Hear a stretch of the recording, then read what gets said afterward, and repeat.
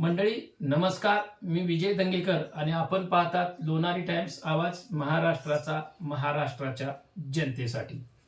नुकत्याच गेल्या 3 महिन्याच्या पाठीमागे नगरपालिकेच्या इलेक्शन संपल्या, प्रचार यंत्रणा जोरात झाले, आरोप प्रत्यारोप झाले, मतदान झालं, मतदान झाल्यानंतर विजय मिरवणुका झाल्या।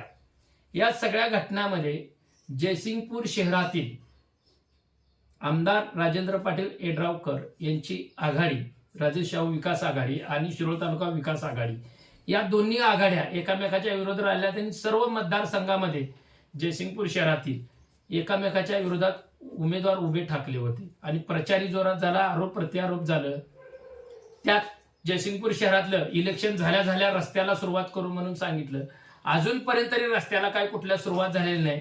जयसिंगपूर शहर धूळ खात, जेवण कमी आणि धुळीतून येणारे कण सगळ्यात जास्त जयसिंगपूर शहर रोज 2 टाइम 3 टाइम खात आहे।